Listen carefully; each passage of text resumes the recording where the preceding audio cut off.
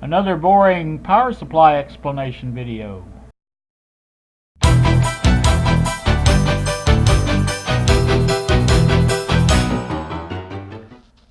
Good Tuesday morning to you all, YouTube. It is 9:25 now in the AM, and you can see here this is the power supply.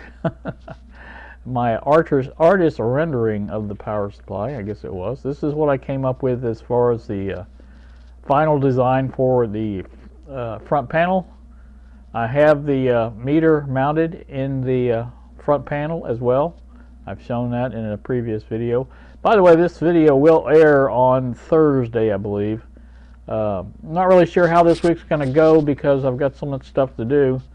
But yesterday, of course, was a holiday with Columbus Day, and just like another Sunday around here.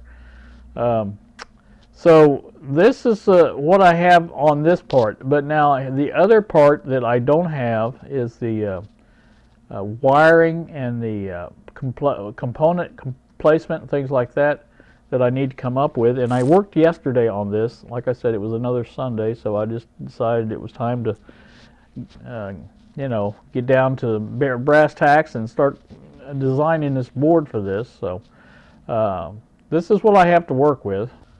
This is the schematic for the power supply, complete now. It has even the meter in there, and all the parts are correctly identified and marked as far as the diodes, the capacitors, the transistors. Everything has been marked now, and it's proper. It's wired the way it should be wired. So that's that. Now the deal I have to do is come up with how I'm going to fit all this inside of the case. And to that end, I came up with this design. You see I have a perk board here, 50 by 70 millimeters. That's what they are.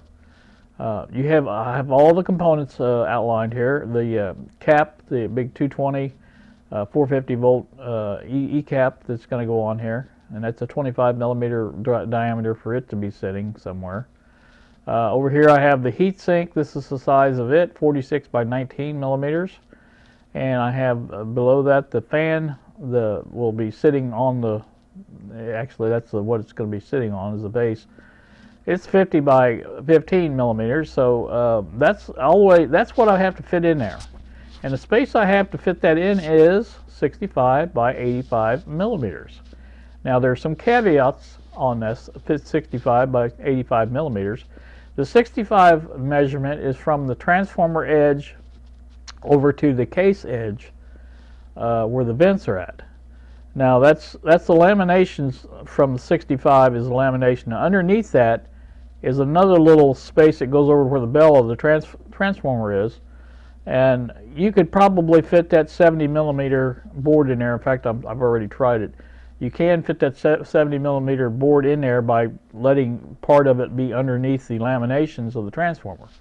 Now, whether I want to do that or not, I don't know, but that's just a possibility, is what I'm trying to get at. On the 85 millimeter direction, you have another caveat here, where you can't have the cap standing up on that end, and because of the meter sticks out 10 millimeters. So basically that's only 75 millimeters that you have with the cap, on that end. If it's like on the end of the board, and it's going to be right up against that meter. So so that's what I have to work with, and you have to kind of take those caveats into account when you do that. So I worked on it quite a bit. Like I said, Bob was helping me, and we were looking at different possibilities, and I sent him basically the same drawing here, and he kind of worked with what I had. And so for one of the first things, I think he came up with this, but let me show you what that is. This one here, I think. Like I said, we could do the 70 millimeters underneath, with the part of the circuit board underneath the laminations of the transformer. I didn't care for that at all, and I didn't really care for the fact that everything was mounted on the board, because with that I have basically no space for electronics to go. And all that has, that's mainly what this perk board is for, not for attaching all this stuff. But so anyway, I quickly eliminated this one from contention. Now, one of the earliest ones I considered doing was this. Now here I have the heatsink itself, and you can see the put the transistor on the front of it because it's going to stick out a little bit too. So I put that on the front and put this behind. Now this would be tight, basically. Probably some of it would still be underneath the transformer laminations there, and I don't know that I would like that. So to get away from that, I decided, you know, why have I got just the heatsink mounted to the floor of the case? Why not just do the base of the fan and the heatsink and mount them both on the bottom, and just cut the board out? So that's what I came up with. So this is what I basically came up with after considerations of everything. I've mounted the heatsink and the fan base directly to the floor of the case, the bottom, whatever you want to call it, and cut out the board to fit those items. And basically I have my dimensions here on that. Now this is, you can see, 65 millimeters from the front of the transistor, and there's a little gap there. I don't want it touching the what do you call it, the grate, but 65 millimeter to the back of the board. So, and there's even a little space here that it won't be just sitting up against the transformer.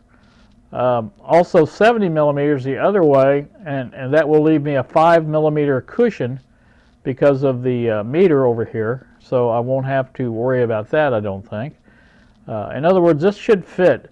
This will be put in first to the case. I'll mount the heatsink and the fan where they've got to go, put the board in, mark out the holes for it, where it will mount to the bottom of the case. And once those are marked and drilled, and then I can go ahead and populate the board and put it back in. So basically what I wanted to do next was just exactly what that, populate the board with the electronics and see what I could come up with. So let's do that. Okay, this is pretty much the one that I figured would work. I had it wired wrong the first time and had to rechange everything. But you have a three terminal block, or three section terminal block here. You have a 3-section terminal block here, and you have these three here are 2 terminal blocks, or terminal sections, or whatever you call them. And now these face inward. In other words, the wires will go in this way, they'll go in this way, go in this way, go in this way. So it was just easier to do it that way than trying to get past that capacitor sitting there. And over here on this side will be the side of the case. So I just figured that would be the best way to do it. And here you'll have the fan here, and you couldn't get into that. So everything comes in from the middle, basically, and is wired that way. So let me see in the final design here of this. This is how I've actually got it all fixed up here now. Now the board matches the schematic for the components. C1, you have C2, C3, C4, you have Q1, Q2, Zener diode 1, you have diode 1, 2, and 3, R1 and 2. So you have everything in there. There's the regulator, or U1, for the 12 volts. So everything is in there, and it's all wired according to the schematic. In other words, you know, I double checked to make sure this all matches the schematic. VR1 here comes over here for your adjustment of the voltage. You have your ground, your wiper, your high side, and they hook in just like they are supposed to. Like I said, it is wired correctly now, and this is the way it's gonna be. So now all I have to do is to build this board, and like I said, first thing I'm gonna do is cut the board out, like I said before, mount the heatsink, mount the fan into the case, put this in, put my cutouts or my marks for my holes, 4 holes here, and once that's done, then I can go ahead and populate the board and get it to looking just like this. And then once that's done, I can go ahead and put the board in. The fish paper will go at the bottom of that, and I have some standoffs that will screw into the case, and then the case or the board will screw into those, much like a computer board would do. So that's how that's going to work. I think this will. I know it's kind of compact or busy or whatever you want to call it. Bob made some jokes about that too. Thanks a lot, Bob. But anyway, it will work, and I've got, using these terminal blocks, I've got a better situation, I think, because it allows me to basically put everything on there and not have to worry about attaching wires until the last point. I can go ahead and screw those in anytime I want. And this will also allow it to be a little bit modular in the fact that, if I need to take it apart, I can. And so I think that'll work out good. Now, this will be put in, as I said, first. The front panel will be wired last. That will be the last thing to go in. And I'll be able to run the wires over to it from here to the meter. Now, the meter will connect over here at the 12 volts. And I think that's all the thing it connects there to the 12 volts besides the fan and the switch.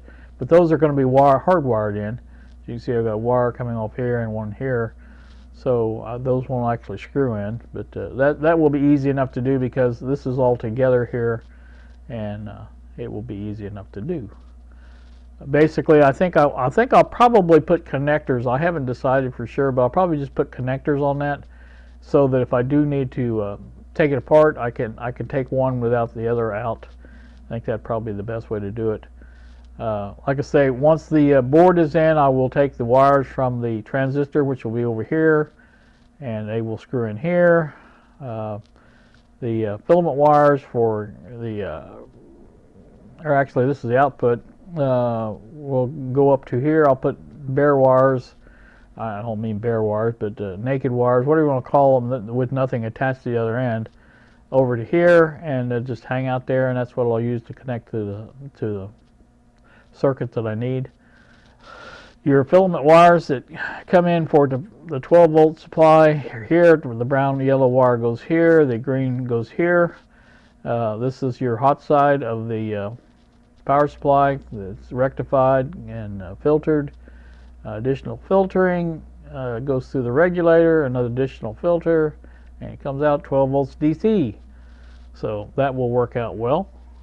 Like I said, that will be wired up at the same time as the other stuff. All this stuff is just, one wire at a time, put it in there. And like I said, I have access to the top of the case. In other words, there's no case cover on it. So all this should be easy enough to get to, I hope. Now the wires going for the VR1, those will be again wired in, hardwired, and they will just be run over to the front of the case. Again, bare wires with no connections on them at that time. And then once I get all this wired and all the wires connected to it, it's got to be connected to it, screwed down, all that stuff. Then I can go ahead and put all the front panel wiring on it that I need to put on it, and so we'll go from there. That's about it. Now this wire that comes over for the 12 volt DC on the meter, it is a plug-in module thing, so I'll just run the wire over here, connect it here, leave the plug unplugged until I put the front panel in. So that should work out. Like I said, you guys, I thought there was somebody outside. I thought this would be an easy job, easier than it is, but it's not that bad considering all the stuff that I've got to go in here. And I have added things to it, so over the time, looks like the fan, I had really originally planned on putting a fan circuit in there and all that stuff. But Bob felt that it would need the additional cooling for that, and so that's what we're doing. He supplied the fan and the circuitry for this, so I thought, well, if you want to do that, I might as well go ahead and put it in there. So I think that's going to do me. Next time I work on anything related to this will probably be the Philco again. I'm not really sure what I want to do next to it. I really need to get out into the garage and work on that cabinet a little bit more, put some more of that lacquer thinner on it, and go from there and see how it works. Now I believe it's supposed to be up in the 70s today. It was supposed to rain tomorrow, I think, so I may either do it today or tomorrow. I'm not really sure. But this should get me, like I said, through Thursday. I have a car tire to put on. I get paid tomorrow, or not tomorrow. What is today? Tuesday. Yes, tomorrow I get paid, and I will be able to put a tire on that rim and get that back on the car, and be back in business for my visit with Mom on Thursday. And so that's how it's gonna go, I guess. I don't know. Anyway, I guess that's about it for me. You guys have a pleasant day. Thank you so much for watching, and we will see you later.